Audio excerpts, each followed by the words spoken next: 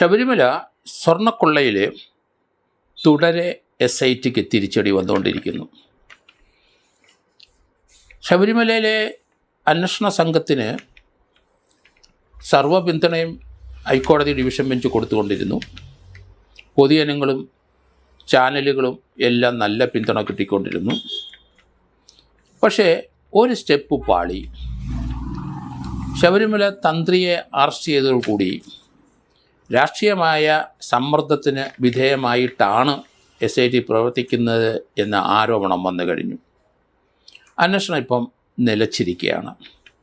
അതിന് ചില കാരണങ്ങളുണ്ട്. അവിടുന്ന് ശബരിമലയിലെ സ്വർണ്ണപ്പാളിയുടെ ശാസ്ത്രീയ പരിശോധന അത് ലഭിക്കാനായിട്ട് അല്പം താമസമുണ്ട്. അതുകൊണ്ട് അന്വേഷണം പതുക്കെ സ്ലോ ഡൗൺ ചെയ്തിരിക്കുകയാണ്. ഇനി 3 പേരെ കൂടി അറസ്റ്റ് ചെയ്യാനുണ്ടെന്ന് SIT പറയാറുണ്ട്. ആരാണെന്ന് വ്യക്തതയില്ല. തന്ത്രിയുടെ അറസ്റ്റ് പാളിപ്പോയി എന്ന് തന്നെ പറയേണ്ടി വരും. വിജിലൻസ് കോടതി അത് പരിശോധിച്ചു. തന്ത്രിക്കെതിരായിട്ട് യാതൊരു തെളിവുമില്ല. തന്ത്രി എന്തായാലും ശരി 41 ദിവസത്തോളം അവിടെ കിടന്നു. അദ്ദേഹത്തിന് 3-4 റിമാൻഡ് 14 ദിവസം വെച്ചുള്ള റിമാൻഡ് ആപ്ലിക്കേഷൻ കൊടുത്തു. ആ ഓരോ ഫോർട്ട്നൈറ്റും അല്ലെങ്കിൽ 14 ആപ്ലിക്കേഷനിൽ 14 ദിവസം ജയിൽവാസം കഴിയുമ്പം എക്സ്റ്റെൻഡ് ചെയ്യുമ്പം അത് കോടതി പരിശോധിച്ചപ്പം ആ സന്ദർഭത്തിലൊന്നും തന്ത്രിക്കെതിരായ തെളിവുകൾ ഹാജരാക്കാൻ SITക്ക് കഴിഞ്ഞില്ല. 3-4 റിമാൻഡ് ആപ്ലിക്കേഷൻ്റെ ഇടയ്ക്ക് വ്യത്യസ്തമായ തെളിവുകളൊക്കെ പറഞ്ഞുകൊണ്ടിരുന്നു.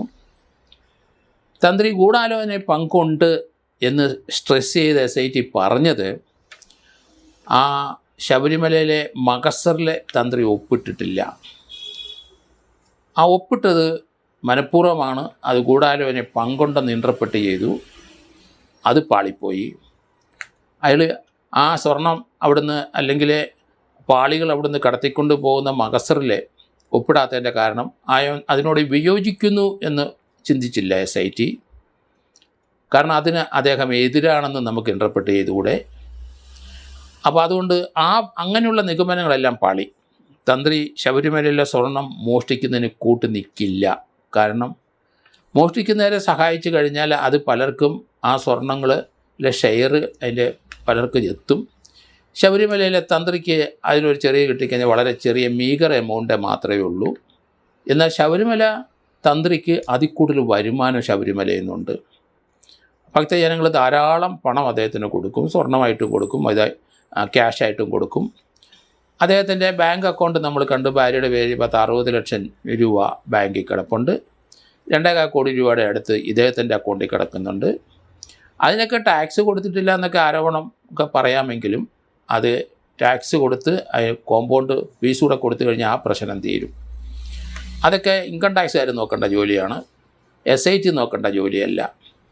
കാരണം SIT അങ്ങനെയുള്ള കാര്യത്തിലേക്ക് നീങ്ങി ഇയാൾക്കും അതുകൊണ്ട് ശബരിമലയിൽ നിന്നുള്ള സ്വർണം കടത്തിൻ്റെ പങ്കാണെന്നൊക്കെ നിഗമനത്തോട് യോജിക്കാൻ കഴിയില്ല സാധാരണ ജനങ്ങൾക്ക്. അതുപോലെ കോടതിക്കും യോജിക്കാൻ കഴിയില്ലെന്നാണ് ഞാൻ കരുതുന്നത്.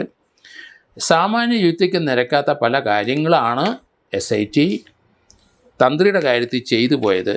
അതെന്തായാലും വലിയ പാളിച്ചയായിട്ട് തന്നെ പറയേണ്ടി വരും. തന്ത്രി രാജീവർക്ക് എതിരായ യാതൊരു തെളിവുമില്ലെന്ന് വിജിലൻസ് കോടതി പലതവണ പറഞ്ഞു. ഓരോ റിമാൻഡ് ആപ്ലിക്കേഷൻ എക്സ്റ്റെൻഡ് ചെയ്യുമ്പോഴും പറഞ്ഞു.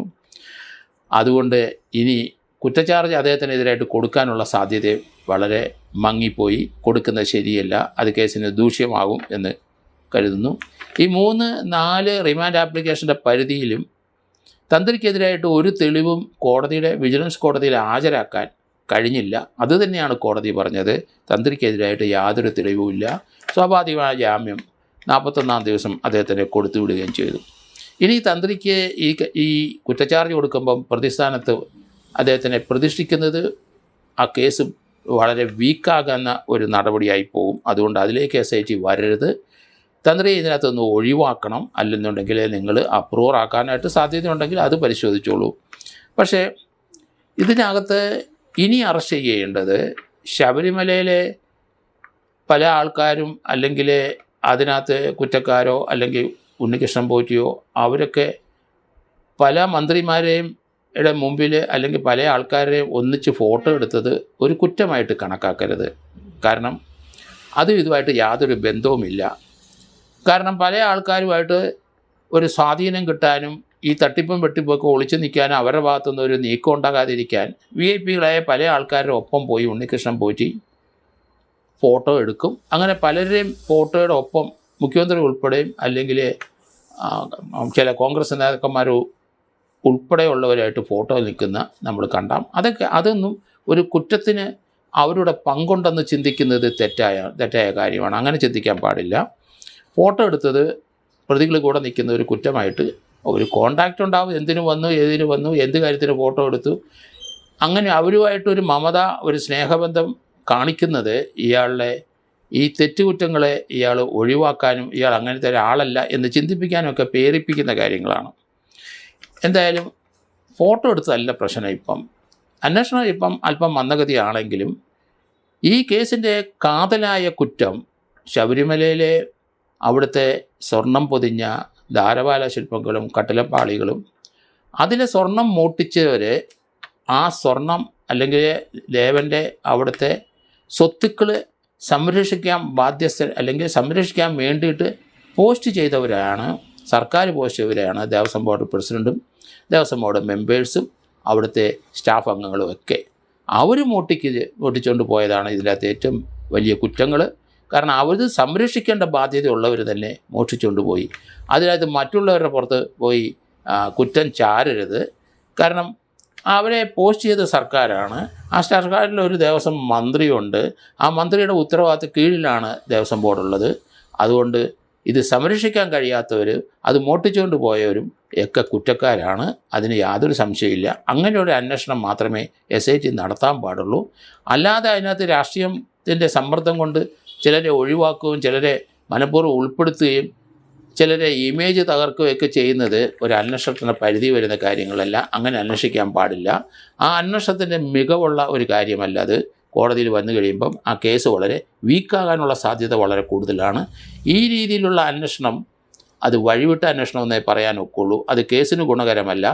കേസിൻ്റെ കുറ്റം ചെയ്തവർ, അവിടുന്ന് സ്വർണം മോഷ്ടിച്ചുകൊണ്ട് പോയവർ, ദേവസ്വം ബോർഡ് പ്രസിഡൻ്റ് ആയാലും ശരി, മന്ത്രി ആയാലും ശരി, മന്ത്രിക്ക് സൂപ്പർവൈസറി ലാപ്സസ് ഉണ്ട്. അവർക്ക് ഏതെങ്കിലും ഷെയർ ഇതിൻ്റെ പങ്ക് കിട്ടിയിട്ടുണ്ടെങ്കിൽ അത് അവരുടെ അക്കൗണ്ടിലും അല്ലെങ്കിൽ പ്രതികൾ ആയിട്ടുള്ളവരുടെ ശബരിമലയിലെ ദേവസ്വം ബോർഡ് പ്രസിഡന്റ് ഉൾപ്പെടെയുള്ളവരെ ആൾക്കാരുടെ അക്കൗണ്ടുകൾ നോക്കുക. അവരുടെ അക്കൗണ്ടിലേക്ക് പോറ്റിയുടെ കയ്യിൽ നിന്ന് പണം വന്നിട്ടുണ്ടോ എന്ന് കാര്യം നോക്കുക. അതിലപ്പുറത്തോട്ട് SIT സഞ്ചരിക്കരുത്. സഞ്ചരിച്ചു കഴിഞ്ഞാൽ ഈ കേസ് ഒരു ശിക്ഷയ്ക്ക് വിധേയമാകില്ല എന്ന് തന്നെയാണ് എൻ്റെ വ്യക്തിപരമായ അഭിപ്രായം.